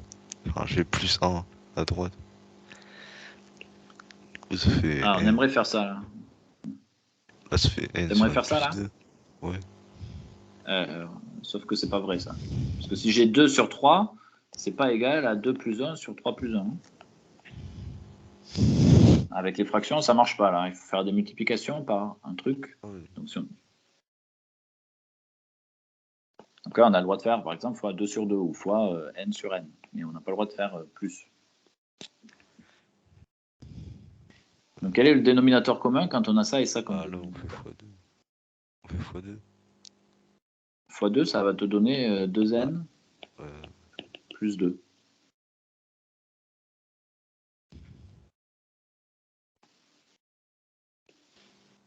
Comment tu fais pour trouver un dénominateur commun quand tu as 1 sur 3 moins 2 sur 7, par exemple?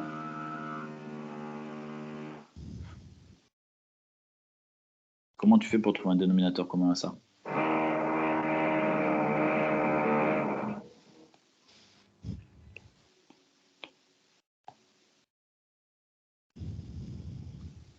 C'est loin tout ça. Donc le dénominateur commun qui marche tout le temps, c'est de multiplier les deux dénominateurs entre eux. Donc ici, on aurait 7 fois 3. Ça, c'est celui qui marche tout le temps. Des fois, on en trouve des plus simples, mais là, ce n'est pas le cas. Donc si on fait x7 ici, on fait x7 en haut. x3 ici, on fait x3 en bas. Donc là, on va avoir 7 fois 1 moins 2 fois 3. Le tout divisé par la multiplication des deux dénominateurs. Tu te rappelles des trucs? Ouais. Et là, on va faire ça. On a ce dénominateur et ce dénominateur. Donc par combien je dois multiplier cette fraction? Par N plus 1. Ouais. Donc je multiplie juste par n plus 1 comme ça? Mais non, N fois N plus 1. N plus 2 fois N plus 1. Ok. Et la deuxième? Bah, la même chose, mais N plus 2. Ouais. Voilà. Et là, on va voir ce qu'on veut. On fait attention, parce que comme il y a des plus, il faut mettre des parenthèses partout ici. Là. Hop, hop, hop, hop. Et hop. Donc on a un dénominateur commun, qui est n plus 1, n plus 2. N plus 1 fois n plus 2. Très bien. Donc ce premier terme ici, on a n fois n plus 1. Et le deuxième, on a n moins 1 fois n plus 2. C'est bon pour toi? Ouais. Alors, à quoi c'est égal tout ce machin en haut là? Quand je fais n fois n plus 1. N au carré plus 1. Non, n au carré plus. Plus. Ouais. Un peu vite. C'est bon ça, quand tu développes ça? N carré plus? Plus un N. Ouais, un n, ouais. Ok, moins, et quand je développe n moins 1 fois n plus 2.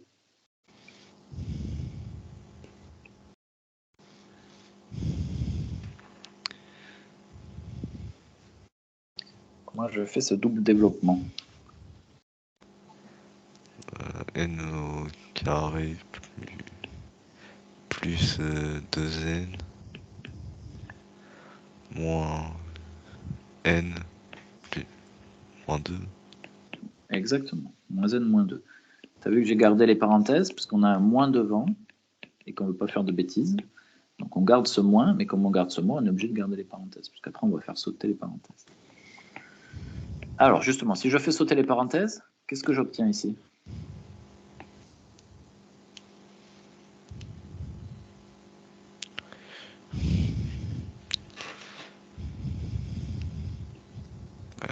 Au-dessus, on a moins n au carré, moins 2n plus n plus 2.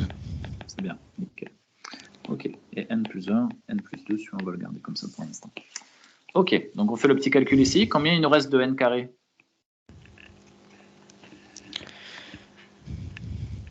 On en a 2. T'es sûr? Ah, il y a ça en bas. Non, non, mais en haut, là, quand tu fais ce calcul-là. J'ai quoi comme opération avec des n carrés? Bah, il y en a plus. C'est 0. Il y en a, exactement, il n'y en a plus. Combien il me reste de n? 0. Donc en haut, il me reste simplement 2, divisé par n plus 1, n plus 2. Je te rappelle pourquoi on a fait tout ça. On a cette suite ici qui est définie comme ça. On est en train de regarder un plus 1 moins un. On veut savoir si c'est positif ou négatif, ou si on ne peut pas le dire. Est-ce que cette chose-là, elle est positive ou négative? Positif. Parce que, même strictement ici. Pourquoi c'est positif? Parce qu'en dessous, il n'y a que des plus. Ici, il y a quand même un n. Par exemple, si j'avais 2 sur x plus 1, x plus 2, je ne pourrais pas dire c'est positif. Qu'est-ce qu'on sait sur n?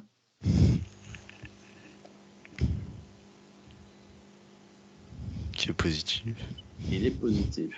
Et si tu ne sais pas ça, si par exemple si j'avais n moins 3, bah attention parce que ça change de signe quand même. Au début, c'est pas positif.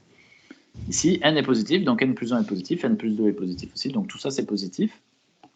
Donc si tout ça c'est positif, qu'est-ce que ça nous dit sur la suite un? Elle est quoi? Croissante. Croissante, ouais. Donc un est croissante.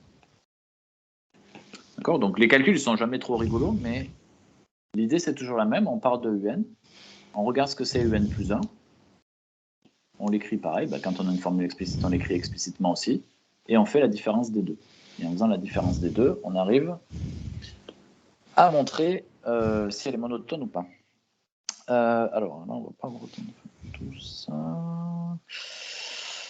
On va en refaire une plutôt. Ouais. Alors, je ne les ai pas faites avant, donc je ne sais pas s'il y en a des plus simples ou des plus dures, mais on va tester la dernière puisqu'elle est sur une forme différente. Racine de n moins n. Alors, si Wn est égal à ça, à quoi est égal Wn plus 1?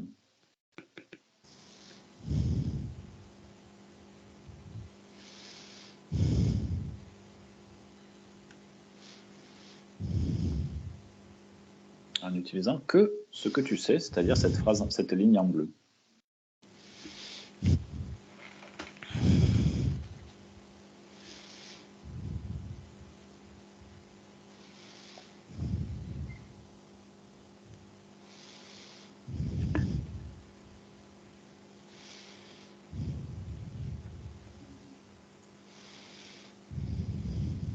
On peut refaire comme tout à l'heure sinon. À quoi c'est égal W2? C'est racine de moins 2. W3? La même chose, avec 3. Du coup, c'est racine de n plus 1 moins n plus 1. Ça marche bien, hein, cette technique. Moins n plus 1. Ok. On n'oublie pas les parenthèses, hein, par contre, parce que c'est bien moins tout le carré que j'avais ici. D'accord. Donc ici, je retrouve ça. Et donc je retrouve exactement pareil. Donc si je fais sauter les parenthèses, j'obtiens quoi? Racine de n plus 1 moins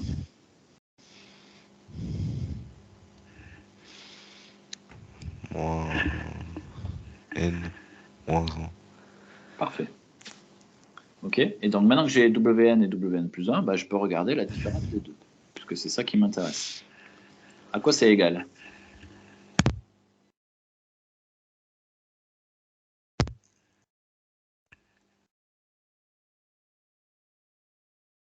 À Pourquoi c'est égal Wn plus 1 moins Wn? Racine de n moins n moins racine de n plus 1 moins n. Alors, donne-le-moi dans le bon ordre juste. On commence par celui-là. Racine de n plus 1 moins n moins 1 moins racine de n moins n. De n moins n, d'accord. Et on met bien des parenthèses, hein, parce qu'on a bien moins, là aussi, Wn. Donc Wn, c'est tout ce terme. Ok, donc ça me donne racine de n plus 1, moins n moins 1. Et quand je fais sauter les parenthèses ici, Moins racine de n plus n. exactement. Donc ça, quand je fais ce petit calcul, qu'est-ce que je peux simplifier ici? Les n. Ouais. Et il me reste quoi, du coup? Racine de n plus 1 moins racine de n moins 1. Ok. Et donc notre question, c'est est-ce que ce truc-là, il est positif ou négatif? Une racine, c'est toujours positif. Alors la racine est toujours positive, je suis d'accord. Ici, j'ai une soustraction entre deux racines. Est-ce que je sais dire le signe de ça?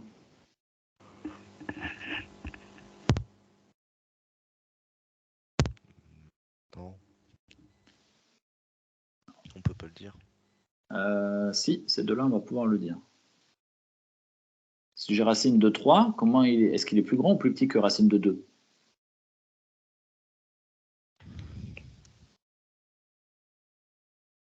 C'est plus grand.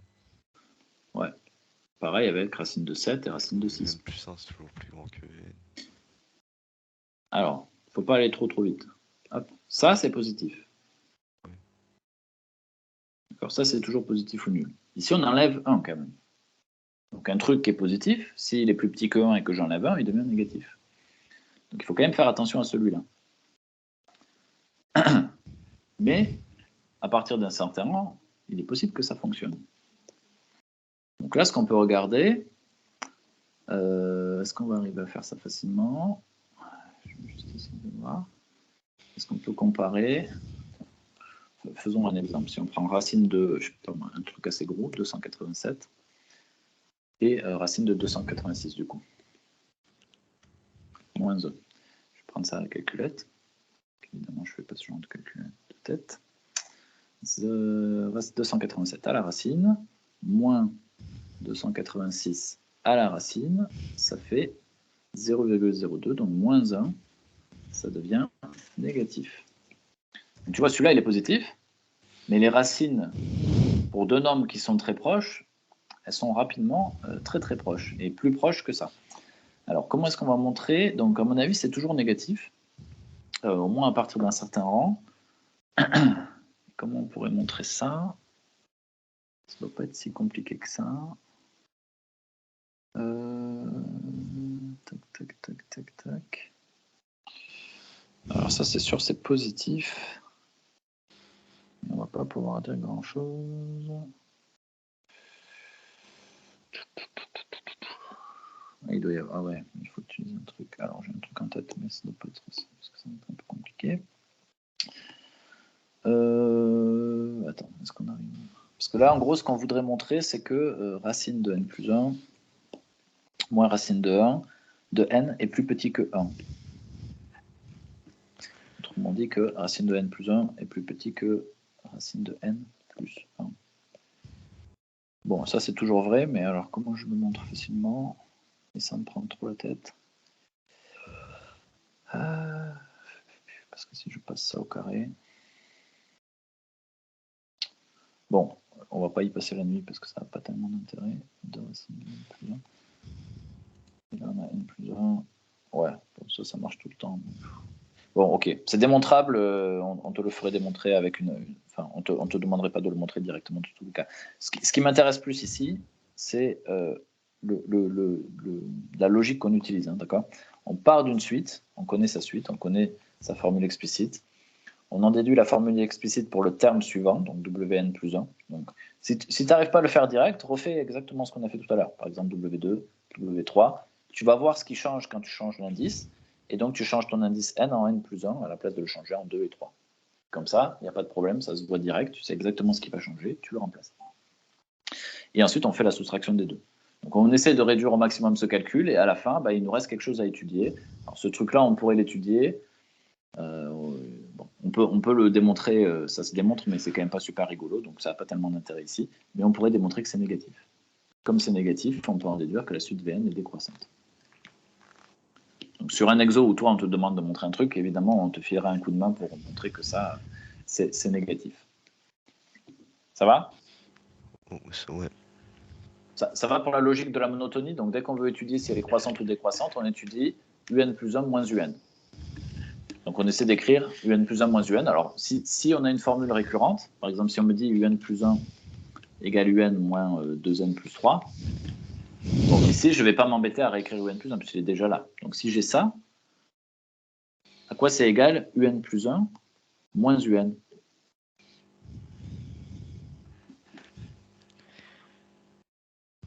Je veux étudier la monotonie de cette suite ici. UN moins 2n plus 3 moins UN.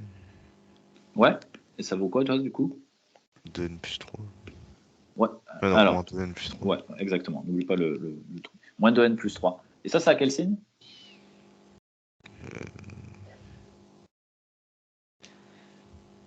C'est négatif. Ouais, alors ça va être négatif à partir d'un certain rang, il faut faire attention quand même. Parce que pour n égale 0, par exemple, c'est pas négatif, c'est positif. Pour n égale 1, là aussi c'est positif. Pour n égale 2, ça devient négatif. Ça fait moins 4 plus 3, et puis après ça continue à descendre. Donc ici, ça c'est pour tout n supérieur à 3, supérieur ou égal à 3, ou strictement supérieur à 2. Ok? Quand on étudie la croissance ou la décroissance d'une suite, ce qui nous intéresse, c'est son comportement à partir d'un certain rang. Donc, si c'est vrai tout le temps qu'elle est positive, c'est très bien. Si c'est vrai tout le temps qu'elle est croissante ou décroissante, c'est très bien. Dans un cas comme celui-là, ça c'est des cas qui arrivent souvent, ici, elle est négative que pour n plus grand ou égal à 3. Donc, les deux premiers termes, ça va être positif. Donc, les deux premiers termes, ils vont pas avoir la même, ils vont croître. Et puis après, ça va décroître. Et ce qui nous intéresse, nous, c'est ce qui se passe quand n devient grand. Donc, pour n plus grand que 3, c'est très bien. Ça va, ça, c'est assez clair? Oui. Ok. Alors, je voulais revenir à ça. On va essayer de faire quelques calculs de limites. Alors, on va en prendre une ici et une à côté. Alors, 1 moins n cube divisé par n moins 5n4. C'est ça. Donc là, on a la formule explicite pour une suite un, et on veut calculer la limite de la suite un quand n tend vers l'infini. Alors, comment est-ce que je peux trouver la limite de cette suite?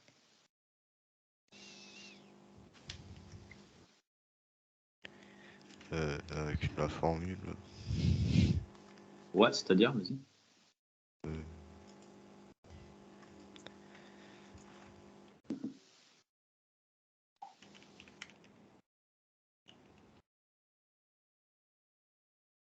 Si n devient très très grand, vers quoi tend ce qu'il y a en haut? Vers plus l'infini.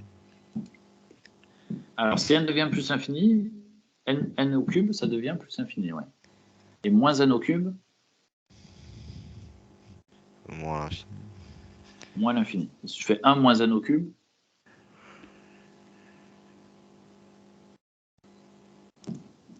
moins quelque chose de très très grand, Moins l'infini. moins l'infini. Donc ce qu'on a en haut, ça tend vers moins l'infini. Ce qu'on a en bas,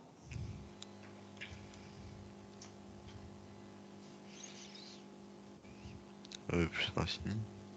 alors, lui tend vers plus infini, par définition. Lui aussi. Et si je fais plus l'infini, moins plus l'infini?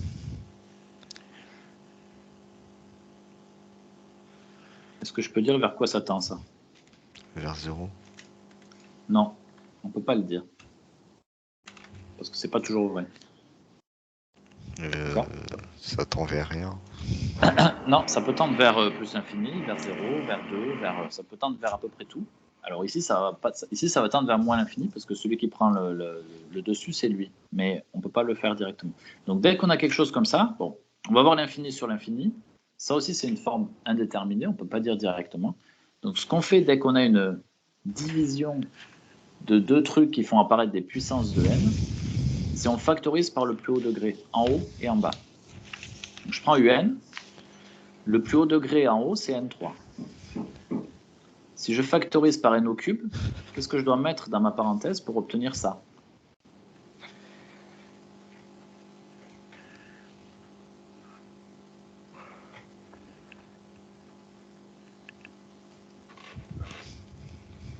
Je veux trouver deux termes ici, donc un premier moins un deuxième. C'est que quand je développe ça, je retombe sur ça.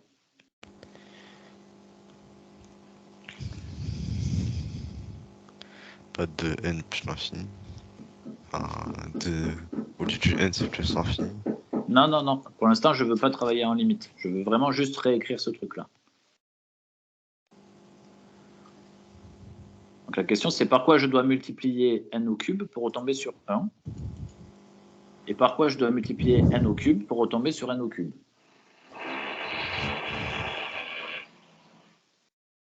Donc on peut commencer par celui-là, si tu veux. Par quoi je dois multiplier n au cube pour retomber sur n au cube? Par moins 3. Non, c'est plus simple que ça. Par quoi je dois multiplier n au cube pour obtenir n au cube? Quelle multiplication ne change rien? 1. 1, tout à fait. La deuxième, elle est un peu plus compliquée. Par quoi je dois multiplier n au cube pour obtenir 1? J'ai n au cube, je le multiplie par quelque chose et j'obtiens 1. C'est quoi ce quelque chose?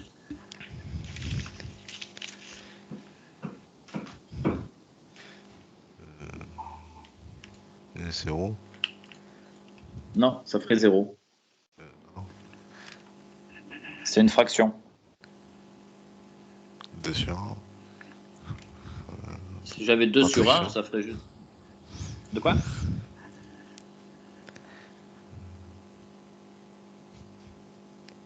Alors regarde, ça c'est une équation. Je veux récupérer ce morceau-là. À quoi il est égal ce morceau-là?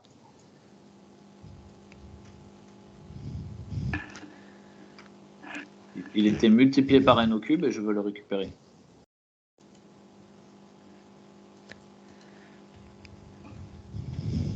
Quelle opération je dois faire à gauche et à droite pour faire partir ce multiplié par n au cube?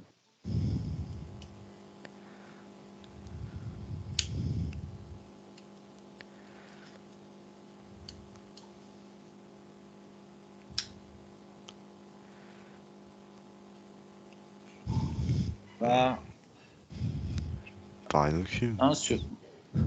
Je dois diviser par n au cube. Par l'inverse. Ouais, c'est ça. Donc j'ai n au cube multiplié par ce que je cherchais égale à 1. Donc ce que je cherchais, c'est égal à 1 divisé par n au cube. Ouais. Donc si je mets ça, quand je factorise par n au cube ici, j'ai n au cube multiplié par 1 sur n au cube. Donc quand je vais multiplier ces deux-là ensemble, les n au cube vont se simplifier, il va me rester 1. Moins n au cube fois 1, donc n au cube. Ça marche? Ouais. En bas, on fait pareil avec n exposant 4. Donc si j'ai n exposant 4 et que je veux obtenir n, par quelle fraction je dois multiplier? J'ai n4. Je 1 sur multiplie n4. 1 sur... Si je fais par 1 sur n4, je n'obtiens pas n, j'obtiens 1. Moi, je veux obtenir n.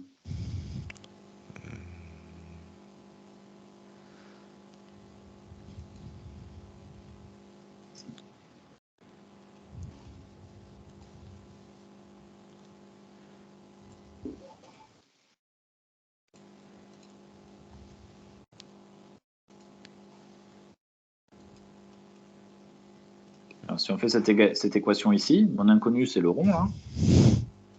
Donc, mon inconnu il est multiplié par n exposant 4, et je veux récupérer mon inconnu. Donc, je dois faire quelle opération? Des deux côtés.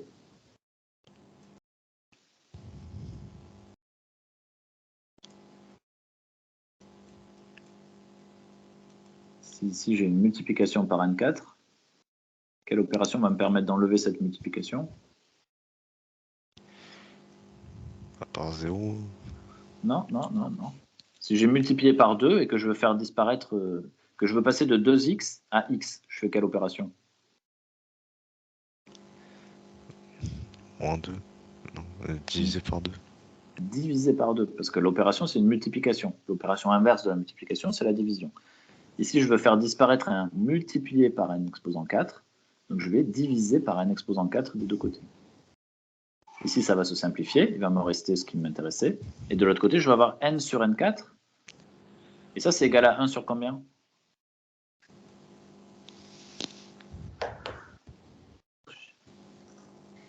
J'ai n divisé par n fois n fois n fois n.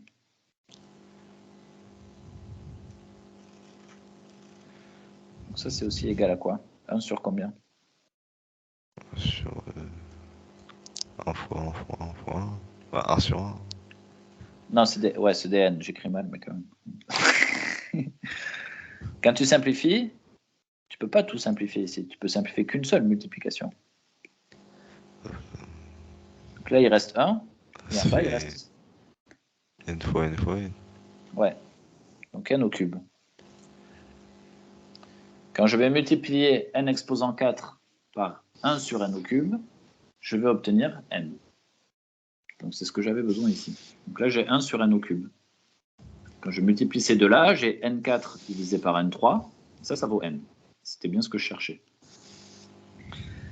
Et par quoi je dois multiplier n4 pour obtenir 5n4?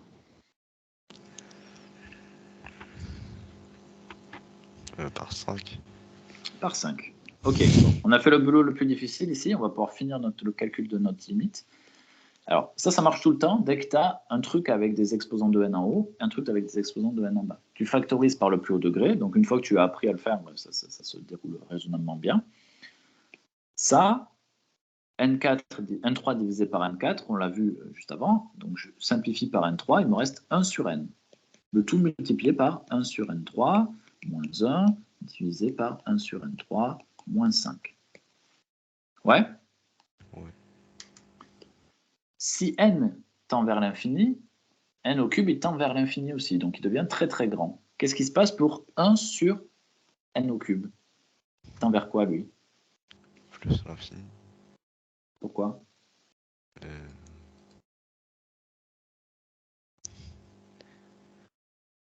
N au cube, il devient très très grand, et je fais 1 divisé par quelque chose de très très grand.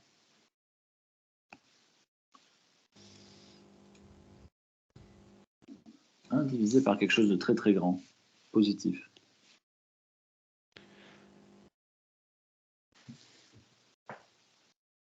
Vers quoi ça tend quand je divise 1 par quelque chose de très très grand? Moins l'infini. Non, ça c'est l'erreur classique. Je prends 1, je divise 0. par 10 000, puis par 100 000, ouais, voilà. Puis par 100 000, puis par 1 million, puis par... Ça devient tout petit, tout petit, tout petit, tout petit, mais tout petit c'est 0. D'accord? Rappelle-toi ce que je t'ai dit la semaine dernière. Diviser par quelque chose de très très grand, ça revient à multiplier par quelque chose de très très petit. Et quelque chose de très très petit, c'est 0, c'est pas moins l'infini. Moins l'infini, c'est infini, donc c'est très grand. Pareil pour celui-là, il tend vers 0. Du coup, ma parenthèse ici, elle tend vers quoi? Ça tend vers 0, ça c'est 1, donc on va tendre. Vers 0. J'ai 0 moins 1. Ça fait combien 0 moins 1?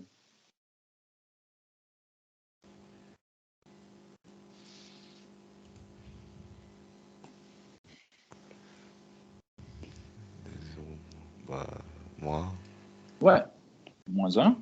Donc celui-là il tend vers moins 1. Ensuite, entre 0 moins 5, ça va tendre vers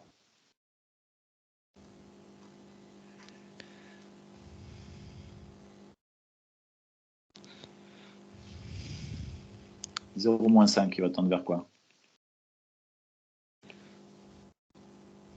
Moins 5. Ouais, ça tend vers 0, ça tend vers 0. Donc quand n devient très grand, ce machin-là, il tend vers 1 sur 5. Moins 1 sur moins 5, c'est pareil. Ouais? Ouais. Donc celui-là, il tend vers quelque chose de bien fini, 1 sur 5. Mais il est multiplié par 1 sur n. Et quand n tend vers l'infini, 1 sur n, il tend vers quoi?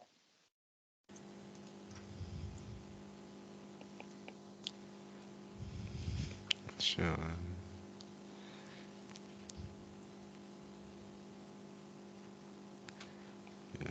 large l'infini plus l'infini. J'ai 1 et je le divise par quelque chose de très très grand.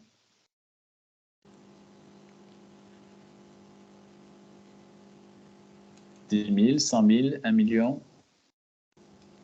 Plus l'infini. Non. Je le divise par quelque chose de très très grand. 1 divisé par quelque chose de très très grand. Vers 0. Vers 0. Et ici, j'ai une multiplication. Donc, on a dit ce bloc-là est en vers 1 sur 5. Celui-là est en vers 0. C'est quoi la limite de ma suite, du coup?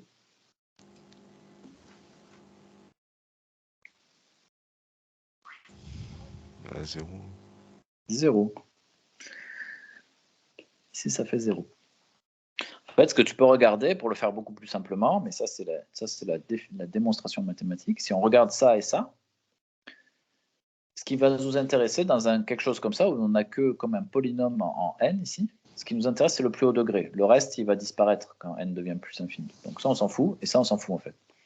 Ce qui nous intéresse, c'est les deux termes les plus haut degré. Et ici, j'ai du n au cube sur n au 4, n4. Donc ça, c'est à peu près la même chose que 1 sur n. Et 1 sur n, quand n devient très grand, c'est 1 divisé par quelque chose de très très grand, donc ça revient à multiplier par quelque chose de très très petit, donc ça tend vers 0. Donc ça, c'est une façon de calculer les limites explicites, avec des formules explicites. Quand on a la suite qui est définie explicitement, on peut calculer sa limite juste en regardant vers quoi tend les différents morceaux qu'il y a dedans en fonction de n. Mais quand on est sur un truc comme ça, c'est jamais très facile, et il faut factoriser par le plus haut degré pour arriver à s'en sortir. Ok ? Ok. Bon, on a un peu tout vu. On n'est pas rentré dans les exos plus complexes, mais je voulais pas. Avant de rentrer dans des exos complexes, il faut quand même, il faut que les bases soient solides, il faut que tout ça soit bien. Prends le temps de faire ce genre de choses là, ce qu'on a fait ici là. Quand je fais GWN, je veux en déduire WN plus 1. Prends le temps d'être habitué à changer tes indices comme ça. C'est vraiment important parce que ça, c'est partout. Et si tu te plantes avec ça, tu vas forcément faire des grosses erreurs. Pareil, UN plus 1. Je remplace N par N plus 1. Donc ce genre de choses, c'est très important. Et la deuxième chose qui est importante, c'est surtout, concentre-toi sur ce que tu sais, ce dont tu es sûr. Quand on te demande de démontrer quelque chose, c'est pas quelque chose que tu sais, c'est quelque chose que tu veux démontrer. Donc utilise que les informations que tu sais là. Donc quand on l'a fait au tout début, là, voilà, le VN, là, on savait que VN, c'était UN moins 4000. Donc on pouvait en déduire VN plus 1 égale UN plus 1 moins 4000. Et comme on sait quelque chose sur UN plus 1, on peut le remplacer par ce qu'on sait. Et puis après, on peut faire des calculs. Et nous, à la fin, on veut arriver à ça. Donc arriver à ça, ça veut dire arriver à ça. Et donc arriver à ça, et on est arrivé au bon endroit. Et surtout, concentre-toi sur ce que tu sais à chaque fois. Ok ? Ok. Bon courage pour demain. Et puis on en Merci. rediscute mercredi prochain. Jeudi prochain, pardon. Jeudi prochain. C'est bon Ouais. pour toi ? Ouais, ça marche. Ok, je te souhaite une bonne journée alors. Merci toi aussi. Ciao. Salut.